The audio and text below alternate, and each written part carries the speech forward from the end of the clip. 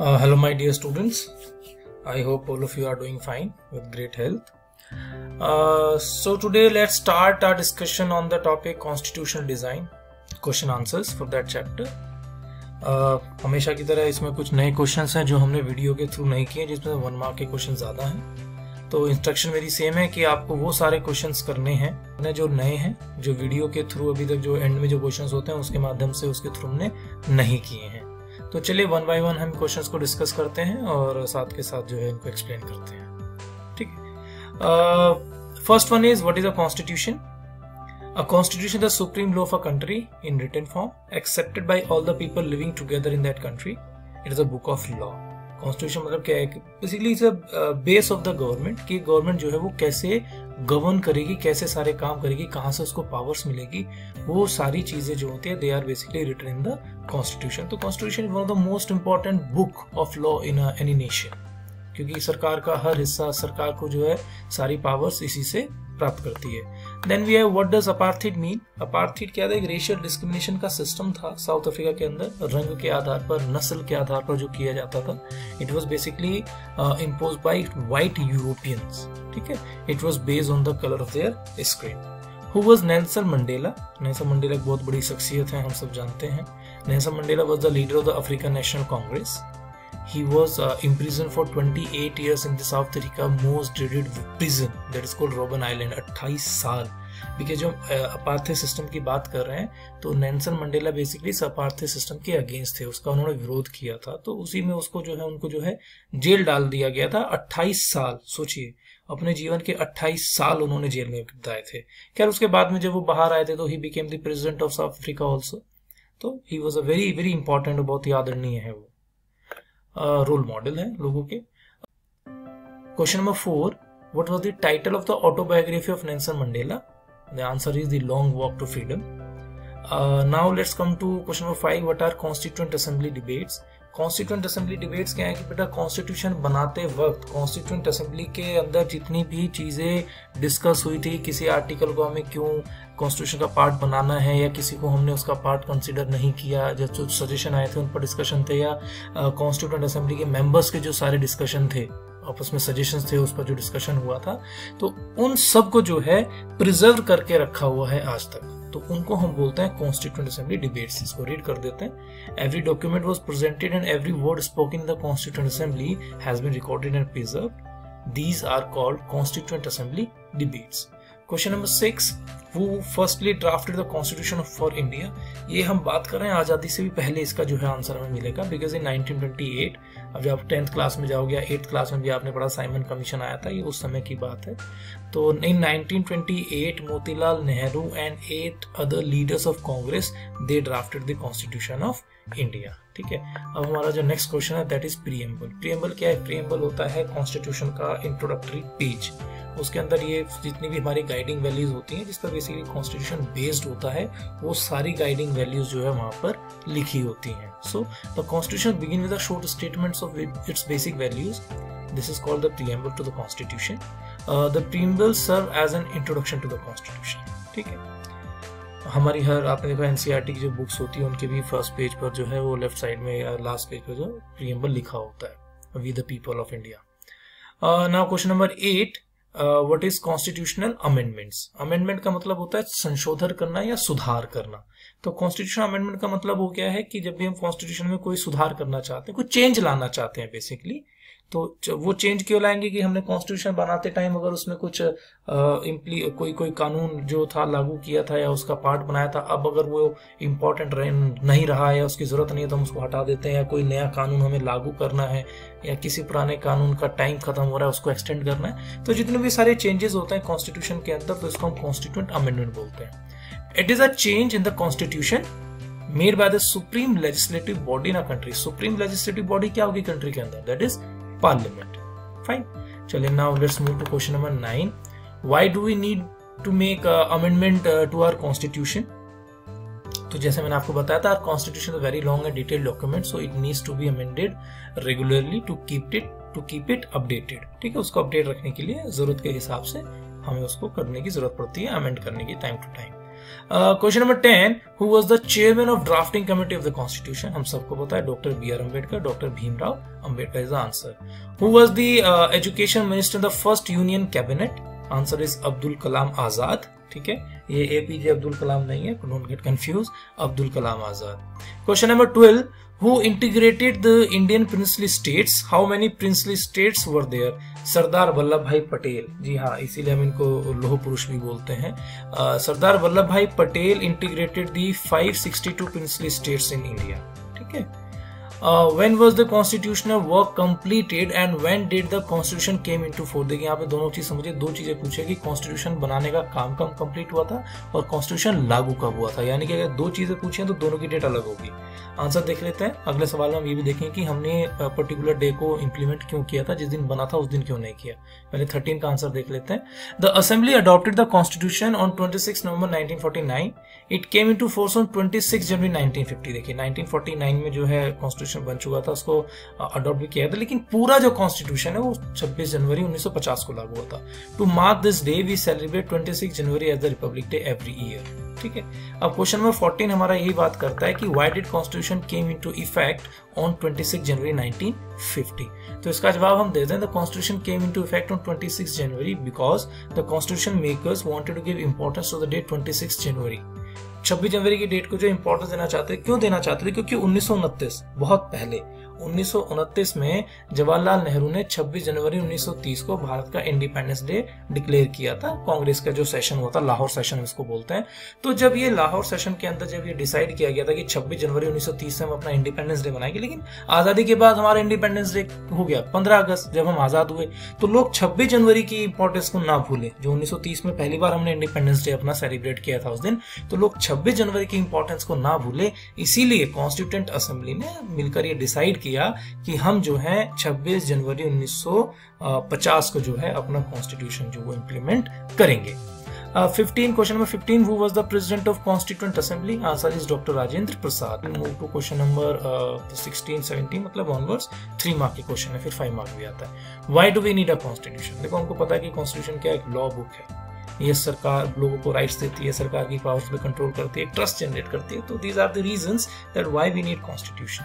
इसका हम आंसर लिख लेते हैं. 5 मार्क्स भी आ सकता है, छोटा सा है तो 5 पॉइंट भी लिखे हुए इसमें. It generates a degree of trust and coordination between the people और between the people and the government also. It specifies how the government will be constituted, मतलब सरकार कैसे बनेगी. Who will have the power to take which decision, कि सरकार का जो हिस्सा होगा, हर हिस्सा जो है वो उसके पास, किसके पास क्या पावर होगी डिसीजन लेने की. It lays down limit on the power of the government, ये कि गवर्नमेंट जो है अपनी पावर्स का मिसयूज ना कर सके. ठीक है, डिक्टेटरशिप में कन्वर्ट ना हो सके, तो वो भी इस पे लिमिट लगाते हैं गवर्नमेंट के पावर्स पर. It tell us what are the rights of the citizens. ठीक है, सिटीजंस के जो राइट होते हैं उनके बारे में बताती है, जो हमने बताया था आपको. It expresses the aspiration of the people about creating a good society. ये बताता है कि हमें एक गुड सोसाइटी कैसे क्रिएट करना और क्या हमारे और देश के या हमारे समाज के जो आइडियल्स हैं जिनको हमें प्राप्त करना है, तो वो भी हमें कॉन्स्टिट्यूशन की हेल्प से ही पता चलता है. Now let's move to question number 17. Why is Constitution of India accepted to Indian even today? कि इंडियंस को जो इतना पुराना डॉक्यूमेंट इतने पहले हमने बनाया था, वो लोगों को आज भी एक्सेप्टेबल क्यों है इतने आजादी के इतने टाइम के बाद भी? तो कारण ये है कि जो कॉन्स्टिट्यूशन है वो किसी एक या दो लोगों के विचारों को नहीं बताता है. It actually has the concepted views of the all the people of that time. वो सारे जो मेंबर्स हैं, they were representative from each section of the society. हर स्टेट, हर रीजन, हर एरिया, हर धर्म, हर जाति के लोगों का उसमें प्रतिनिधित्व था, रिप्रेजेंटेशन था. तो सबके चीजों को, सबके डिमांड को ध्यान में रखकर कॉन्स्टिट्यूशन बनाया गया. उन सबके डिमांड को जो है कॉन्स्टिट्यूशन के अंदर शामिल किया गया है. तो दिस इज द रीजन कि आज भी लोगों को एक्सेप्टेड क्यों है. आंसर रीड कर देता हूं आपके लिए.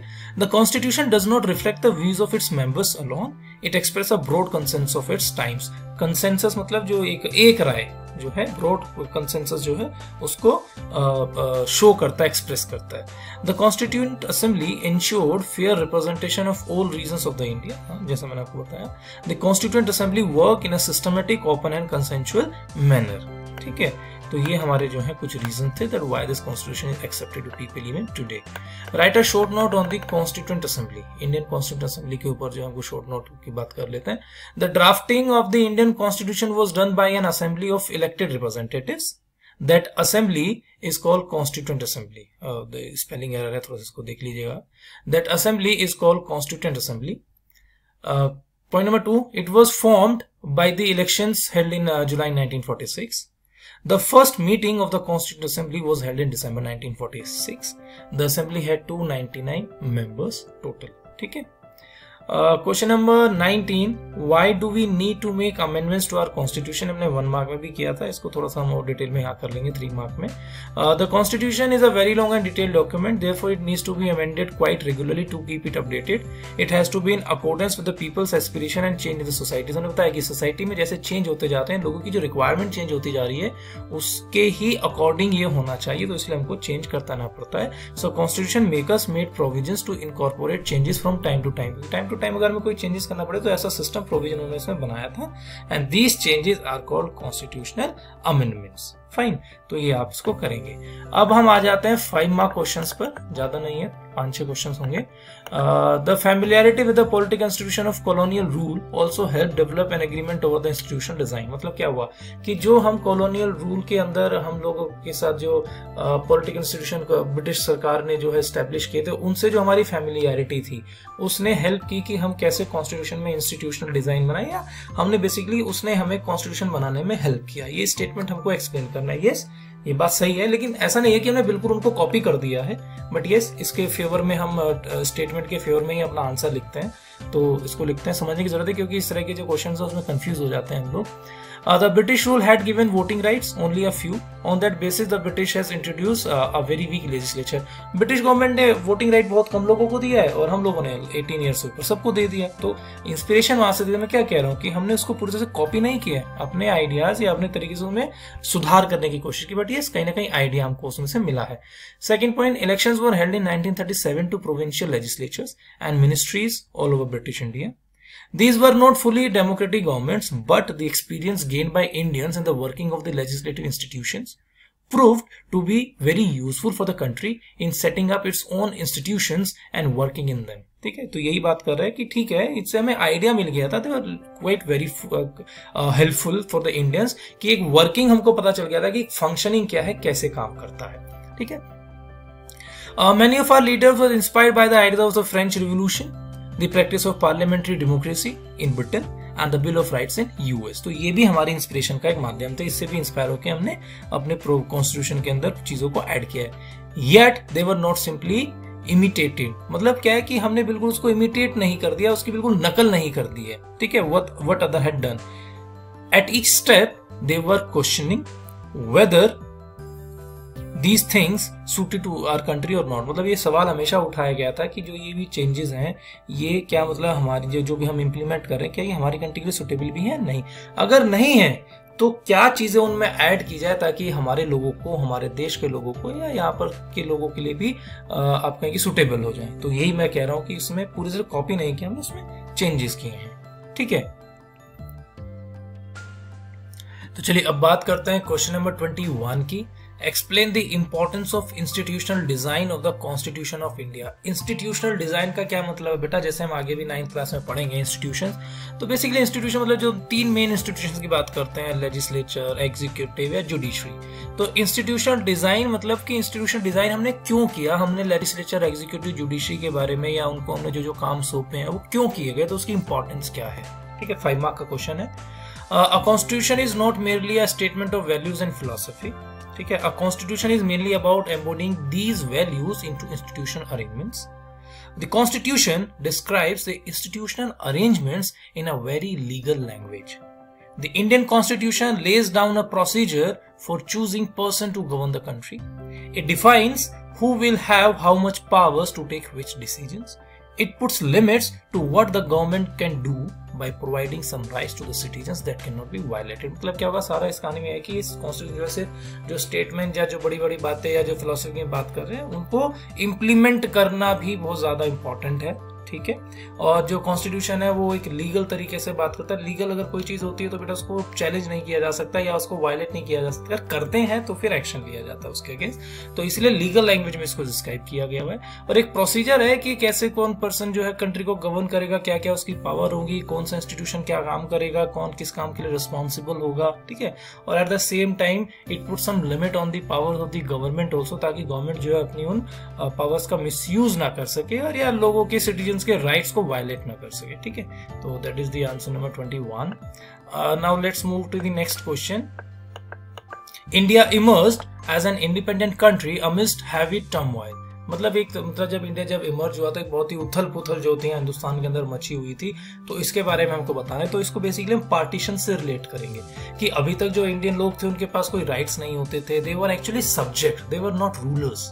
रूलर तो ब्रिटिश थे, हम उनके अधीन थे, ठीक है। तो इसी चीजों को हमको एक्सप्लेन करना है कि वो रूलर्स बन रहे थे, फिर इतनी डाइवर्स कंट्री है, सबको एकजुट करना, सबके राइट्स देना, तो ये सारी चीजों के बारे में हमको इसमें बताना है। तो पढ़ देता हूँ इसको। India's constitution was also drawn up under very difficult circumstances. The making of the constitution for a huge and diverse country like India was not an easy affair, or what was an easy task.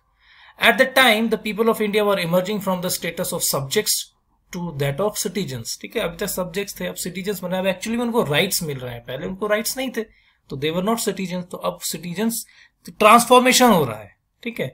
The country was born through a partition on the basis of religious differences.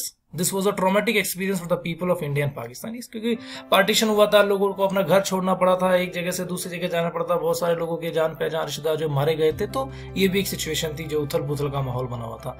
The British had left it to the rulers of the princely states to decide whether they wanted to merge with India or Pakistan or remain independent. The merger of these princely states was a difficult and uncertain task. क्योंकि जो जितने भी princely states से जो रजवाड़े थे, छोटे मोटे राजा महाराजा थे, उनको ये छूट दे दी गई थी कि वो या तो हिंदुस्तान का पार्ट बन जाए या पाकिस्तान का, या आजाद हो जाए। तो अगर वो सब आजाद होने के लिए डिक्लेयर कर देते तो इंडिया, पता चलता, हमने बात की 562 प्रिंसली स्टेट्स थी, अगर सब डिसाइड कर देती इंडिपेंडेंट होने के लिए, तो इंडिया आज क्या होता, 562 देश बन जाते हिंदुस्तान के अंदर से, ठीक है। तो इन सबको एकजुट करना है, अपने अंदर मिलाना, जो हमने ऊपर बात की थी सरदार वल्लभ भाई पटेल की, it was a very difficult task, it was done by Sardar Vallabh Bhai Patel, ठीक है। इसीलिए स्टैच्यू ऑफ यूनिटी जो गुजरात में बनाया गया है, वो इसी वजह से बनाया गया है क्योंकि उन्होंने हिंदुस्तान को यूनाइट किया था, ठीक है। लास्ट पॉइंट पढ़ते हैं। When the constitution was being written, the future of the country did not look as secure as it is today. चलिए अब हम अपने लास्ट क्वेश्चन की तरफ मूव करते हैं। इसमें हम बात करेंगे, जो हमने पहले प्रीएम्बल की बात की थी, तो प्रीएम्बल के अंदर जितनी भी गाइडिंग वैल्यूज हैं, 9 गाइडिंग वैल्यूज हैं, sovereignty, socialist, secular, democratic, Republic, justice, liberty, तो ये सारी जो है, फ्रेटर्निटी, तो ये सारी जो चीजें हैं इनको हम यहाँ पर डिस्कस करेंगे। पेपर में क्वेश्चन जरूर आता है। अब पेपर में क्या होगा, आपसे एक गाइडिंग वैल्यू पूछ ली जाएगी तो 1 नंबर में होगा, 3 पूछ ली जाएंगे तो 3 नंबर में होगा, और 5 पूछी जाएंगी तो 5 में होगा, कोई भी पूछी जा सकती है, इसलिए हमने 9 की 9 गाइडिंग वैल्यूज को यहाँ पर डिस्कस कर दिया है। वर्ड लिमिट ज्यादा है क्योंकि 5 मार्क्स में नहीं है, 9 गाइडिंग वैल्यू डिस्कस कर रहे हैं, तो कोई भी 5 आएंगे तो आप लिख लीजिएगा। सोवरेन, सोवरेन होता है बेटा इंडिपेंडेंट फ्रॉम आउटसाइड इंटरफेरेंस, कि आप अपने देश, जैसे इंडिया की अगर बात करें तो इंडिया जो है अपने देश के लिए, अपने नागरिकों के लिए निर्णय लेने के लिए उनके रिगार्डिंग आजाद है। कोई भी बाहरी देश जो है हमें इंटरफेयर नहीं करेगा हमारे आंतरिक मामलों में, या हम दूसरे देशों के साथ कैसे रिलेशन रखना चाहते हैं उसमें भी कोई दूसरा देश जो है हिंदुस्तान पर किस तरह का प्रेशर नहीं डालेगा। तो सोवरेन क्या है, people have the supreme right to make decision on internal as well as the external matters, no external power can dictate the government of India. Fine. Socialist, wealth is generated socially and should be shared equally by society. The government should regulate the ownership of land and industry to reduce socio-economic equality. जो मैं house of production की बात कर रहा हूँ, जैसे ownership of land हो गया या इंडस्ट्री हो गया, वो भी जो गवर्नमेंट के कंट्रोल में रहेगा। सेक्युलर, सेक्युलर बात करता है कि धर्मनिरपेक्ष, पंथ निरपेक्ष, कि हम जो चाहें उस धर्म का इस्तेमाल कर सकते हैं। वैसे इसका मतलब ये होता है कि सरकार का अपना कोई ऑफिशियल रिलीजन नहीं होगा, या सरकार जो है लोगों के धार्मिक मामलों में इंटरफेयर नहीं करेगी। There is no official religion of the government. The government treats all religious beliefs and practices with equal respect. Citizens have complete freedom to follow any religion. ये सेकुलर का मतलब होता है। डेमोक्रेटिक हम सबको पता है, a form of government where people enjoy equal political rights, elect their rulers and hold them accountable. Republic, Republic आएगी जो हेड ऑफ द स्टेट होता है, सबसे सुप्रीम जो पोस्ट होगी, that is also elected by the people. Direct, indirect वो एक अलग बात है। इंडिया की अगर बात करें, इंडिया इज रिपब्लिक, सबसे हाईएस्ट जो पॉलिटिकल हमारी पोस्ट होती है वो प्रेसिडेंट होती है। President is elected by the people but indirectly, ठीक है। तो रिपब्लिक की डेफिनेशन पढ़ लेते हैं। The head of the state is an elected person and not a hereditary position, मतलब जो मोनार्की के अंदर होता है एक ये राजा, फिर उसका बेटा, फिर उसका बेटा, उसका बेटा बनता जाता है, तो ऐसा इसके अंदर नहीं होता है। Then 6th one is justice. Citizens cannot be discriminated against on the ground of caste, religion and gender. The government should work for the welfare of all, especially of the disadvantaged group. जो disadvantaged group है, minority है, उनके welfare के लिए हमें जरूर काम करना चाहिए. ये justice provide करने का तरीका होता है. Then we have liberty. There are no unreasonable restriction on the citizens in that they think. ठीक है, in what they think, how they wish to express their thoughts and the way they wish to follow up their thoughts in action. तो इस पर unreasonable claim नहीं होगा, restriction नहीं होगा, reasonable restriction हो जाता है. ये difference होता है freedom और liberty में. freedom पर कोई control ही नहीं होता, ठीक है, जबकि लिबर्टी क्या होता है, रीजनेबल होती है. जैसे मान लो अगर हम बात करें कि हम रात को 12 बजे से घर में नहीं घुस सकते जाके, ठीक है, we have right to like move in any part of the country, but वो रीजनेबल क्लेम उसके ऊपर होता है. देन इक्वालिटी, हम सबको पता है, all are equal before the law. The government should ensure equal opportunity for all. Then last one is fraternity. All of us should behave as we all are, member of the same family. No one should treat a fellow citizen as inferior. Fraternity का मतलब होता है भाईचारा, ठीक है. तो हम सब ऐसे रहेंगे जैसे like we all are brother and we are the member of the same family. तो this is the fraternity. So my dear students, आज की क्लास में हम यही करते हैं. बाकी जो भी आपको इसमें से क्वेश्चन हैं कंप्लीट कीजिए. एक्सप्लेनेशन दिया गया है, एक्सप्लेन करने की कोशिश की गई है. उसके बाद भी अगर कोई डाउट होता है, just feel free to ask and just be good in your health. खुश रहो. May God bless you. Thank you so much.